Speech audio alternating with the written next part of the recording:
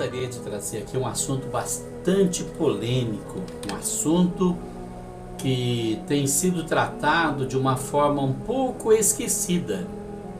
Mas quando se toca nesse assunto, as pessoas têm muitas dúvidas a respeito disso.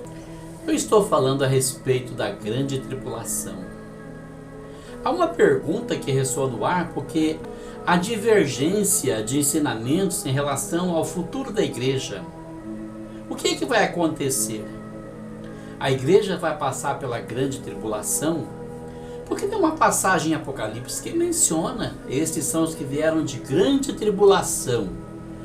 Mas observe que não fala que vieram da grande tribulação. Então, qual será a verdade a respeito de tudo isso?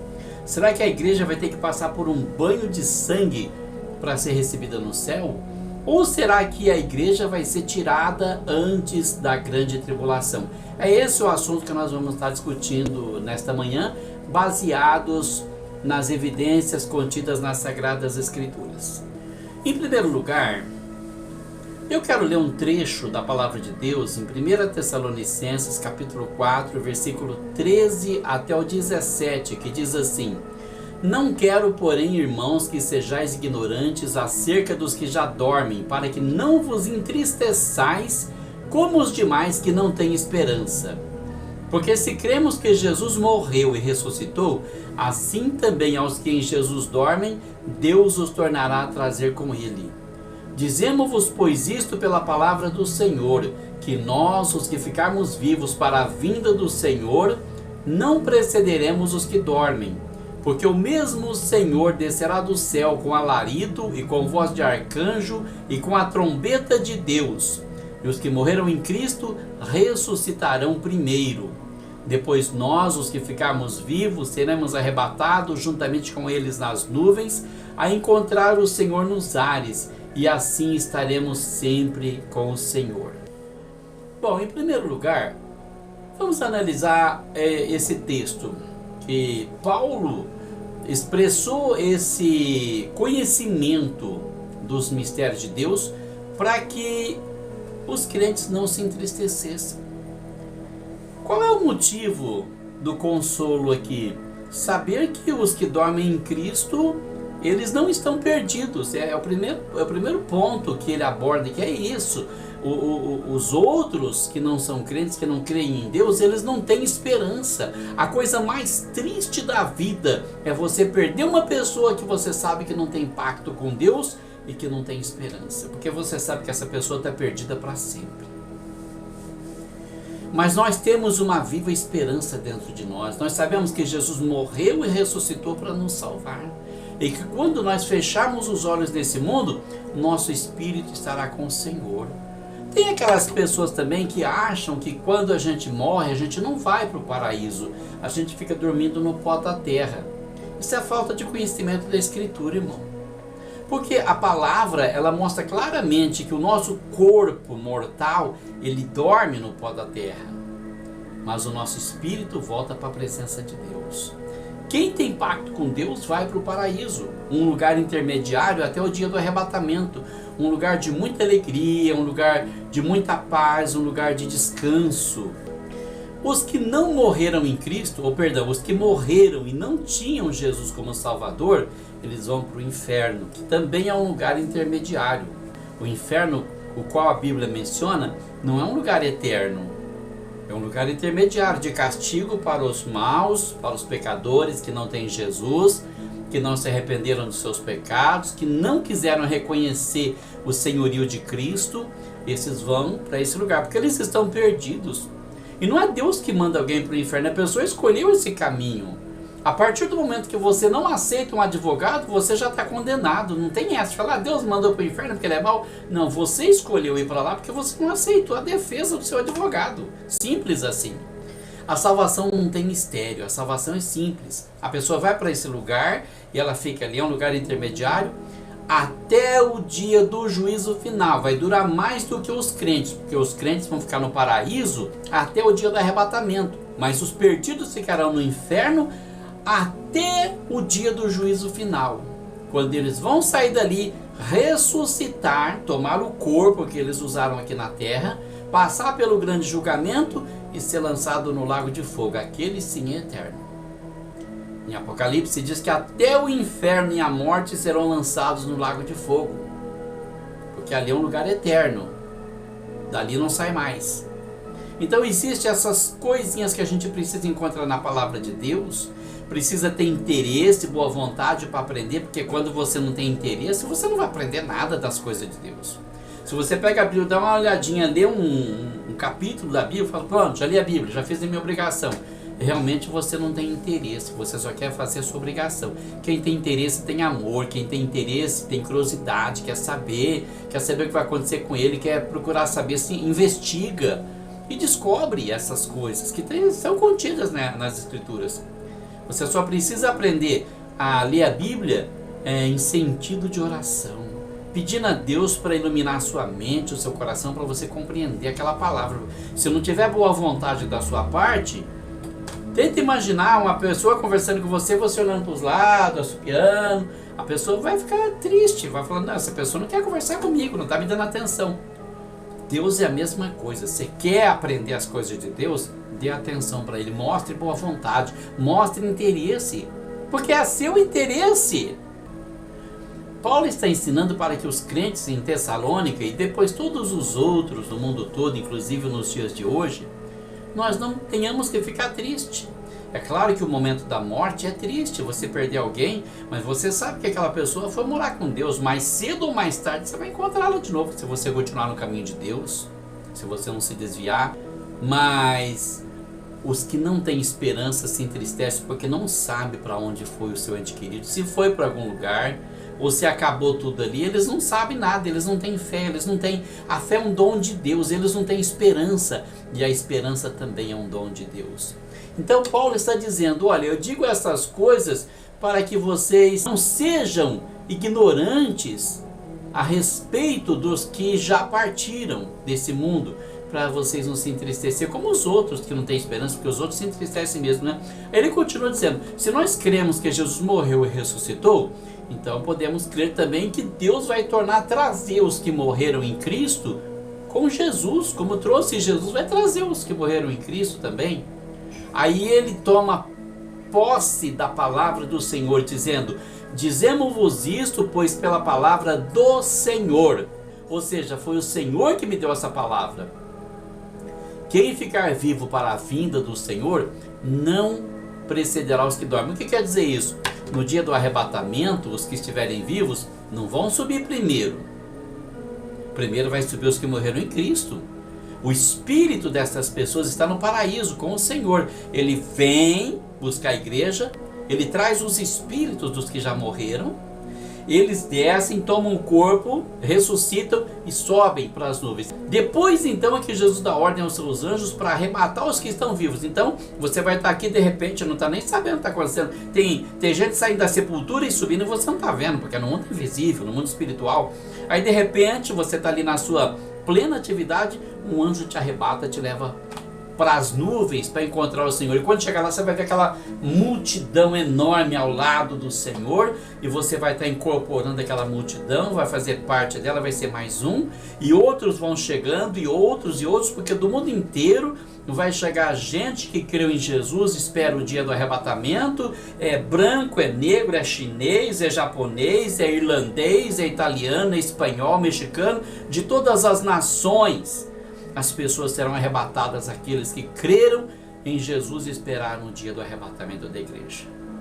É isso que Paulo está dizendo aqui. Nós vamos entrar na questão da tribulação mais lá na frente. Então ele diz assim, o mesmo Senhor descerá do céu com alarido, com voz de arcanjo, ou seja, ele vai vir com um grande barulho, com um grande estrondo, e o arcanjo vai estar gritando o seu brado de vitória, dando ordem aos demais anjos, e a trombeta de Deus vai estar tocando para os que morreram em Cristo ressuscitar. Quando tocar a trombeta, os crentes ressuscitarão, eles se levantarão do túmulo, o espírito entra no corpo, se levanta do túmulo, eles são transformados num momento e levados para a presença do Senhor. Depois nós, os que ficarmos vivos, seremos arrebatados juntamente com eles nas nuvens, a encontrar o Senhor nos ares, e assim estaremos sempre com o Senhor. Isso é o arrebatamento. Tudo isso então é o arrebatamento da igreja. É o evento que vai acontecer, que nós estamos esperando. Vai acontecer. Eu fico pensando, tem tantas pessoas que esperam o arrebatamento, que não querem morrer. Eu vi um pregador uma vez dizendo que não queria experimentar o paletó de madeira, que ele queria ser arrebatado vivo. Ele não faz ideia do privilégio que é morrer em Cristo. Primeiramente, você está livre do mundo, está livre da maldade, está livre do engano, da tentação, do pecado. Você terá paz e muita alegria. Em segundo lugar, você vai ressuscitar primeiro. É por isso que lá em Apocalipse diz assim: bem-aventurados e santos aquele que desde agora morrem no Senhor. Bem-aventurado por quê? Feliz por quê? Privilegiado por quê? Porque você vai ressuscitar primeiro. Você vai encontrar o seu corpo glorificado primeiro, vai subir para encontrar o Senhor nos ares antes dos que estão vivos. Depois de você que já morreu, é que vem os outros que estão aqui, ainda em risco de tentação, ainda em risco de pecar e jogar fora a sua salvação, ainda em risco de ser enganado pelo inimigo. Aí então é que você vai ser arrebatado. Então é um privilégio muito grande estar dormindo no Senhor naqueles dias. Agora, a Bíblia prevê a grande tribulação, virá uma grande tribulação. Jesus deixou isso bem claro no Sermão da Montanha, quando ele disse que haverá tão grande tribulação como nunca houve desde o princípio do mundo e nunca mais haverá depois disso. Então, é um período de sofrimento indescritível. E isso na boca de Jesus, a gente pode imaginar a dimensão que isso toma. É de proporções medonhas, é muito sofrimento. Ele chegou a dizer que se aqueles dias não fossem abreviados, nenhuma carne se salvaria, mas por causa dos escolhidos, serão abreviados aqueles dias. A grande tribulação é uma necessidade, e ela vem como consequência dos pecados de toda a humanidade, cometidos durante tantos milênios sob a paciência de Deus. As pessoas vão errando, Deus vai perdoando, vai esperando arrependimento, vai usando os profetas e a sua palavra para falar com as pessoas para que se arrependam e Ele possa perdoar. E as pessoas não se arrependem. São tantos crimes, é tanta maldade, é tanto pecado, que chega um momento em que Deus vai cobrar. A terra vai pagar caro por isso. E é nesse período da tribulação que nós veremos a ação de Deus para cobrar a injustiça e o pecado da humanidade. Há também um outro motivo para a tribulação. O momento em que o anticristo estiver governando esse mundo, ele estará lutando contra Deus e tentando implantar o seu reinado de terror na terra. Apocalipse fala das pragas que hão de vir sobre a terra. Essas pragas visam atingir o anticristo e o seu reinado tenebroso. E essa é uma das razões da grande tribulação. Por isso a igreja não pode passar por isso, não será participante dos castigos que sofrerá o anticristo e os seus apoiadores durante o período da grande tribulação. A gente consegue imaginar o que acontece pensando na atual situação do mundo. Passamos por essa praga que está dominando o mundo aí, o Covid-19, passamos por tantas outras semelhantes, a peste negra e o ebola, e a peste aviária, a peste suína e tantas outras coisas que nós já passamos, e hoje essa peste aí do coronavírus, que está atribulando as pessoas, não deixa as pessoas sair de casa, nem trabalhar, nem ir no mercado, nem ir na farmácia, nem ir para a escola. A vida parou. Mas isso ainda não é o pior. Vai ter coisa muito pior, porque quando o tempo da graça terminar, vai começar o período da grande tribulação. É quando o anticristo vai dominar o mundo. Paulo diz numa de suas cartas que só existe um que resiste à chegada do anticristo.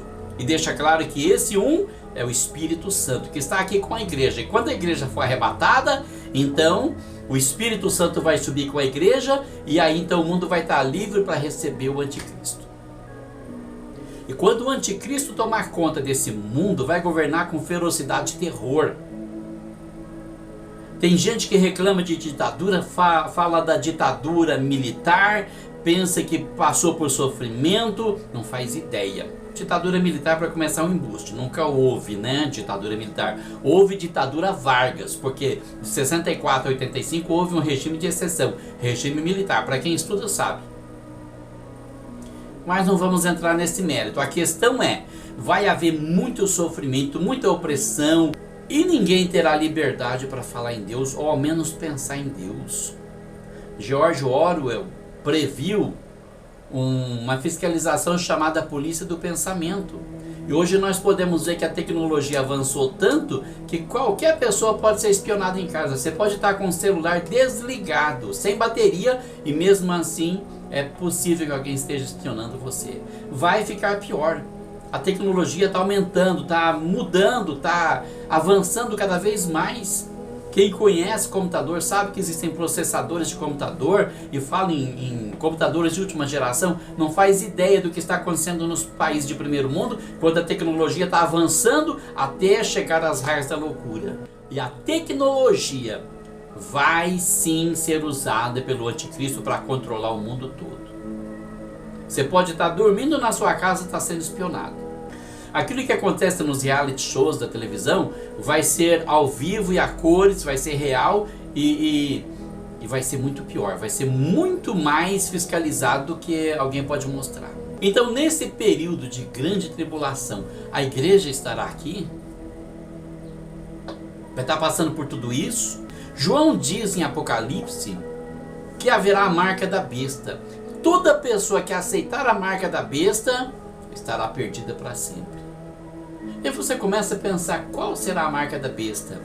Quer dizer, que se a igreja estiver aqui, vai passar por um grande sofrimento. Nós vemos o que aconteceu nos países comunistas, na União Soviética, na Romênia, na Coreia do Norte, todos os países onde o comunismo dominou, principalmente na China, que ainda é um dos últimos países comunistas de uma grande potência mundial.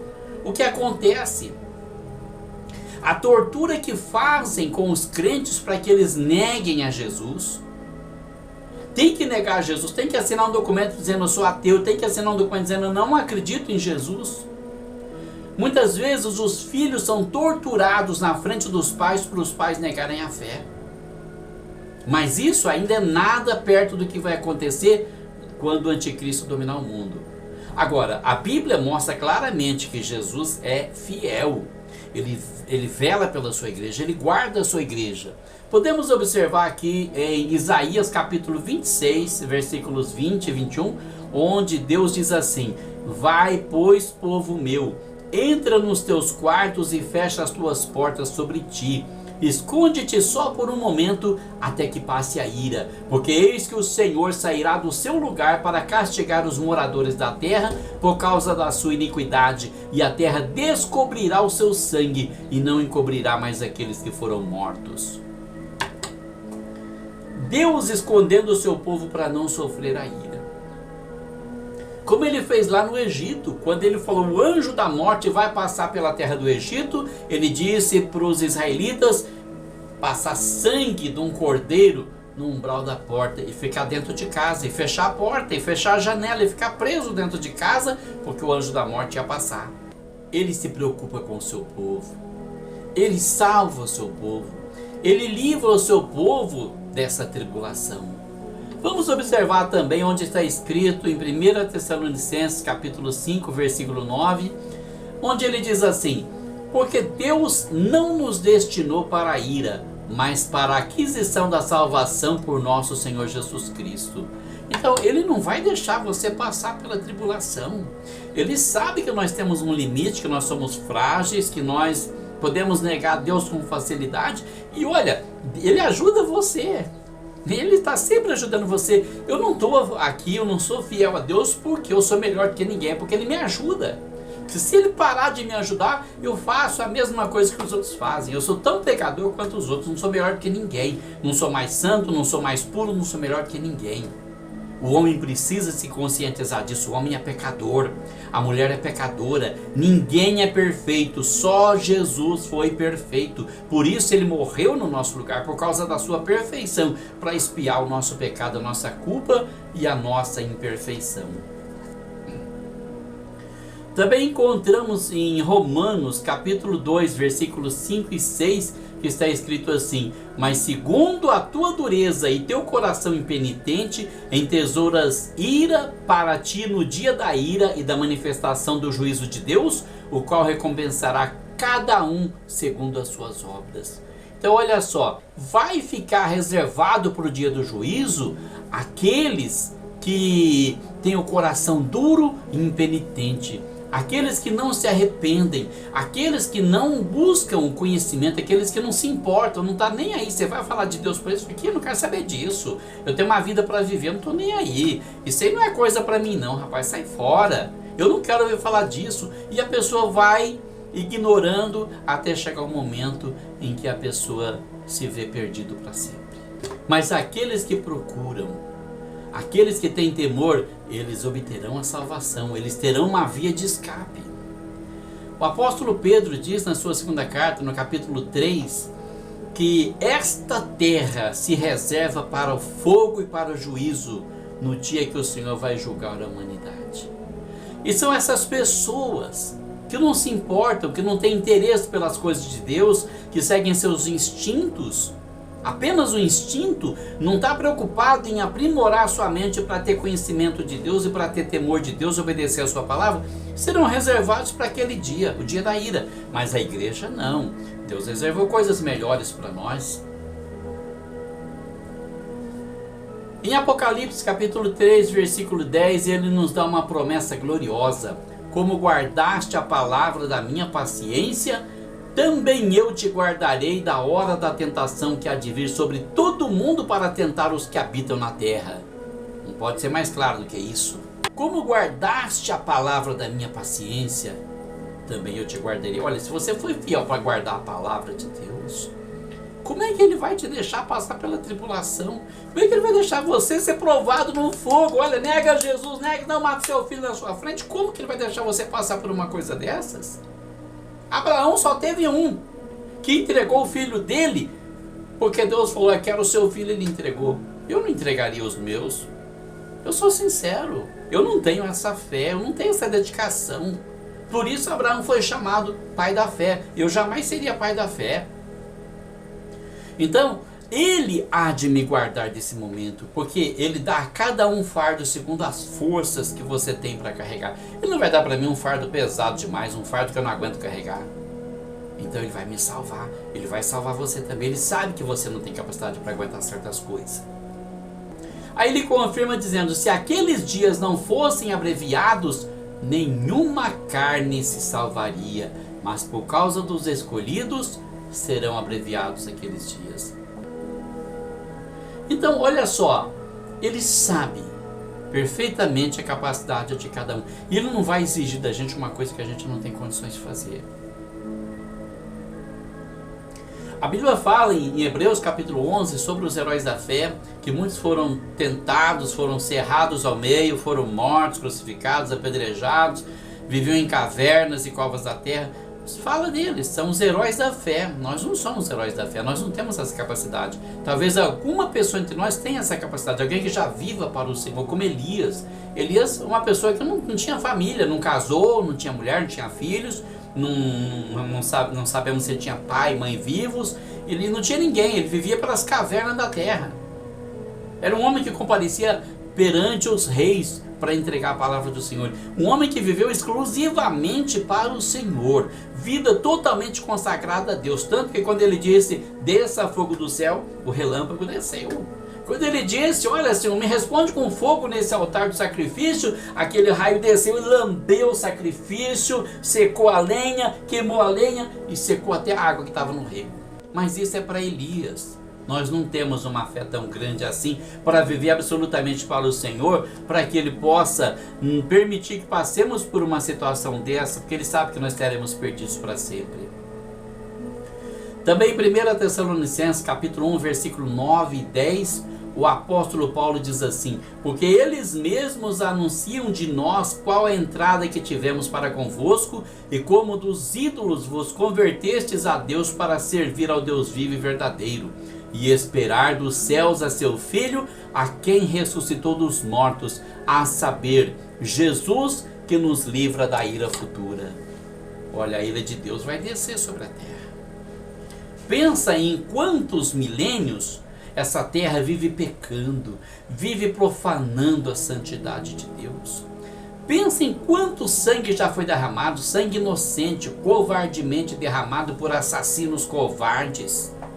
Meu irmão foi assassinado por dois covardes em Ribeirão Preto, que roubaram o carro dele só para fazer uma farra. Mataram ele, mataram uma passageira, uma moça de 20 anos, grávida de 6 meses. Morreram 3 pessoas inocentes naquele dia, só porque os caras queriam fazer uma farra. Só porque a nossa justiça brasileira protege delinquentes e criminosos e persegue pessoas justas, como o ministro Alexandre de Moraes está perseguindo pelo Brasil afora, prendendo pessoas que criticam as atuações erradas do STF.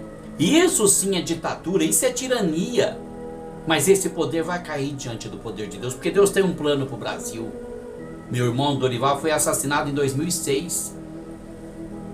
Então existe muito pecado que não foi cobrado, que a justiça humana falha e suja não cobrou dos criminosos, de pessoas más, mas naquele dia vai ser cobrado. A ira de Deus está se acumulando, está enchendo a taça da ira de Deus, mais um pouquinho, mais um pouquinho. É muito pecado, adultério, fornicação, homossexualismo, lesbianismo que inunda esse mundo, profanando a criação de Deus, que criou homem e mulher.